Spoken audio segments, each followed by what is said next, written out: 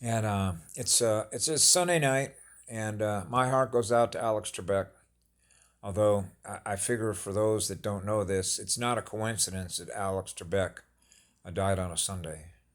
Okay, because they knew that, for example, that Sunday was going to be a day of meditation because of what happened with the election, right, with the lowering of the energy, so to speak.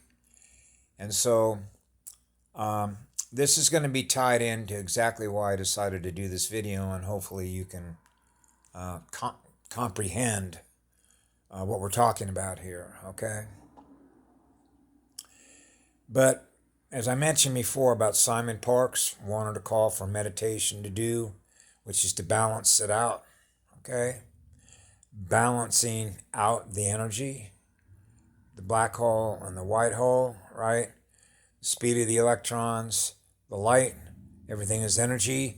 Everything that is on the planet that represents a particular species that is in nature, everything that is a species that is here, no matter where they come from in the cosmos, represents energy. Okay? The peace that represents essentially the singularity when you're in a state of peace between the harmony and the balance between a black hole and a white hole. When they're in balance between the two energies, which essentially means the loss and the gain.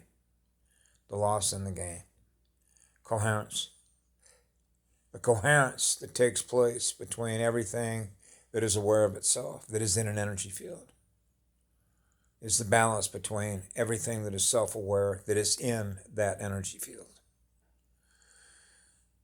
So I was doing this in the privacy of my own thoughts because when I do this with Source, the source from which all love and all light come that is within me, and Gaia. Okay? Um, and I thought, well, if you want to see how somebody like me, my spirit, does this, because of the nature of my, what I call my tuner, my antennas, okay, I'll share with you some of the most deepest personal things that I experience on a spiritual level. Okay? Um, how do I put this? Um, Normally, when I go into places that I want to have a very deeply personal, what I call source felt experience, because you have source within you, relationship with the great living spirit that represents a goddess that is in a living planet. Okay. I go into the deepest places of awareness where I'm all by myself and I'm with her. Okay. Where, um, and let me describe to you how this works with me because my antennas are so sensitive. Why I cry a lot. Why my antennas are so sensitive. Okay. And that is, I'll just give you one example. For example, I can be around a group of people. Let's say, for instance, that I walk into a town that there is, it's a wooded area, a small wooded town. Okay. And I began to realize I'm sort of hanging out, just there on the periphery, right? I'm there by myself. But there are other men and women, boys and girls that are there. Some know each other, some don't know each other. And there's just sort of having small talk, getting to know one another. And then you begin to, the way that my antennas work is to measure the harmony and the balance that exists between all the energy that is there. Because my antennas are sensitive enough to experience any disharmony or any lower frequencies that are there. It's sort of like if you took 10 people that are in a group that are sort of mingling around and you took the measurement of what each being was experiencing on the electromagnetic spectrum, the pulsed electromagnetic spectrum, which means how each being is reacting to the other being and the other being and the other being and the other being, which means if you have 10 beings that are all interacting with each other, okay, I can measure the harmony and the balance between all those energies that are communicating with each other as to whether or not I even want to engage with them or not engage with them, which means that I have my antennas are picking up on all the energies that are there, and I'll be able to sense what's there, what's not there. In other words, it's called mapping the field or reading the field. Okay? What I'm looking for is to see whether or not the energy is in harmony and balance with itself between everybody that is there. So scale that up, say from a small group that's in a small little village to the size of a town. Scale that up to the size of a forest. Scale that up to the size of a planet. Okay?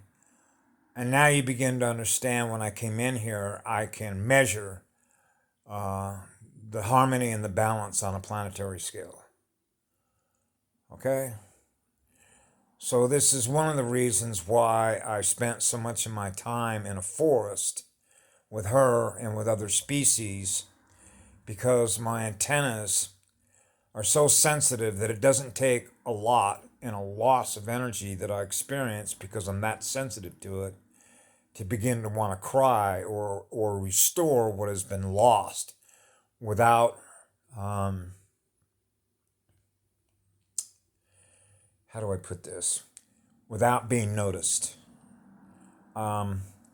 It's like seeing somebody who is sort of a face in the crowd. You don't even know that they're there, but they're there to help restore the energy, and then I'll leave. Okay? Which means there are some light workers that don't look to be on a stage. You won't find us on a stage. You don't see us writing a lot of books. You don't see us wanting to write books and make any money. We usually don't have very much because we don't need very much. And we have a way of being able to survive in the way that we know how to do that because we attract so much light wherever we go that the light simply takes care of us because that's what we are, because of the nature of the work that we do. Okay? Which means we could come into a planetary body and leave and you wouldn't even know that we were there. Sort of like that. Okay?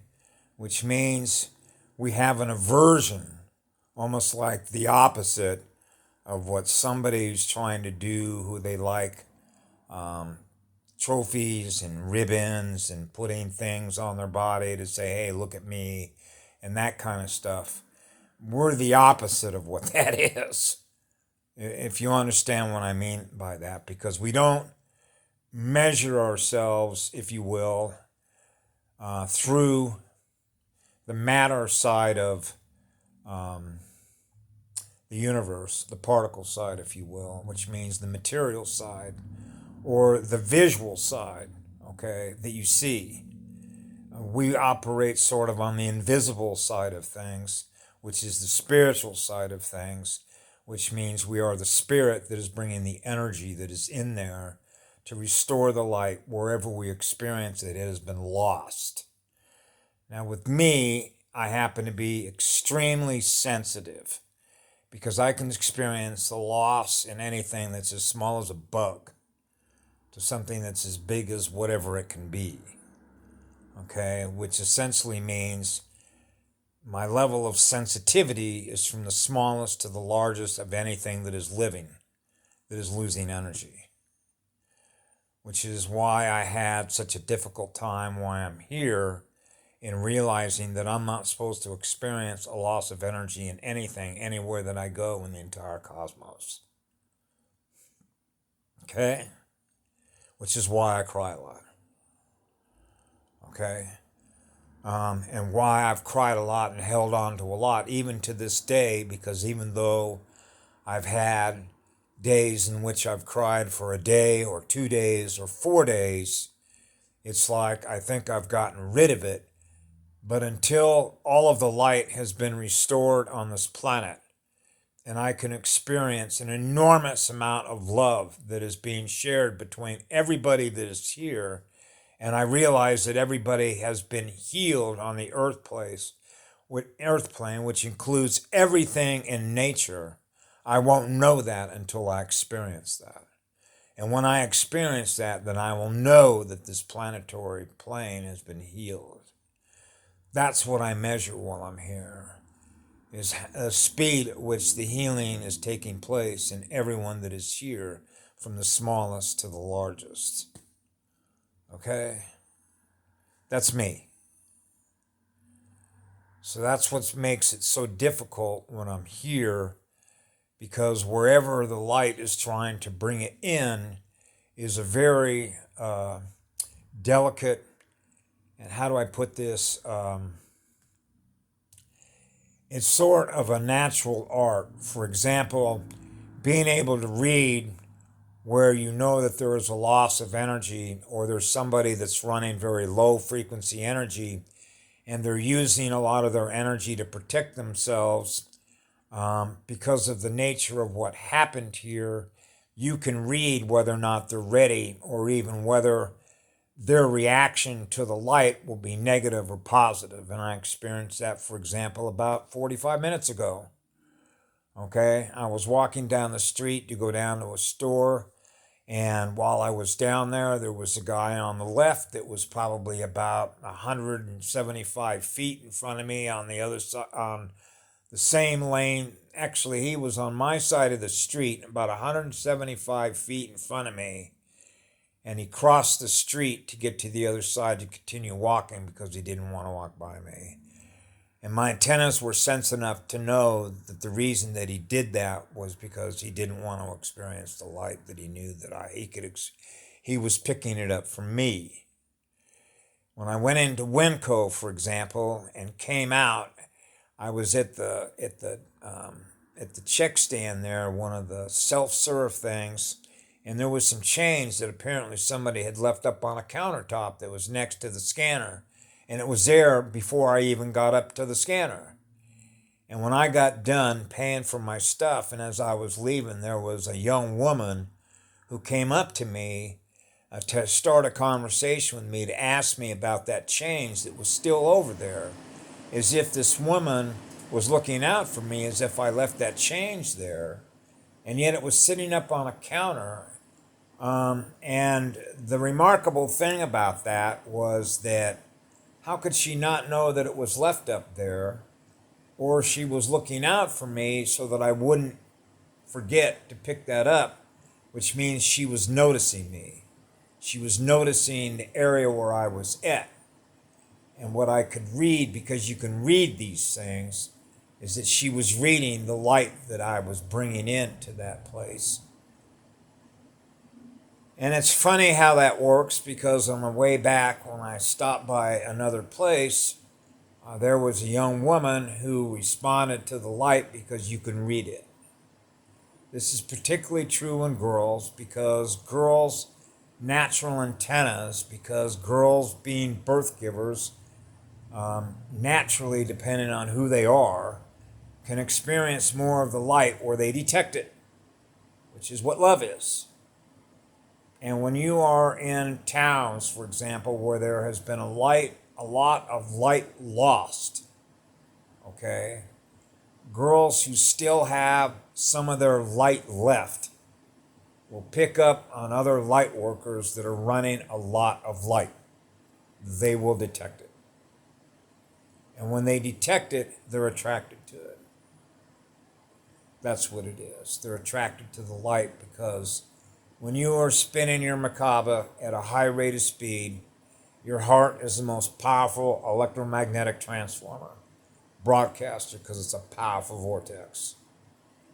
So they were experiencing the powerful vortex and the spin of the Merkaba, and their antennas were picking up on the light, because that's how the light, which is a powerful magnet, will attract other light. I was attracting her light to my magnet. I was attracting the other girl's light to my magnet. Whereas with the guy that was walking down the street was repelled by my magnet. That's how you walk through and read and navigate a field. Between those that are running dark energy, those that are running the light side. So this is how, for example, when I came here as a child, when you come in behind enemy lines, you are navigating through what I call a vampiric energy field, which means you are in an energy field in which you are aware that there is something else that is self-aware that is wanting to drain your light. So you realize you are on a spiritual battlefield. So how do you navigate through vampiric energy that is feeding on your light because it's wanting to suck on your electrons? The spinning your Merkaba, using your heart, which is the most powerful vortex, which is your heart wheel. Okay? So this is sort of how those that have an enormous amount of love, and for me, the way I've always described it is it's infinite light, which is infinite unconditional love. That's a source unit. That means you're experiencing the source from which all that love comes, which means you know that it's eternal, which means you're never going to run out of it. So you're never going to stop giving love until you've restored all the light in the cosmos, wherever it's been lost.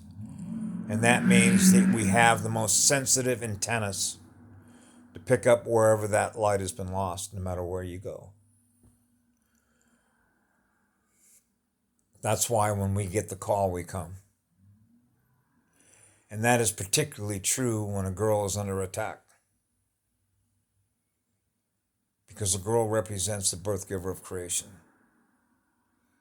That's why an Indian honors the matriarch.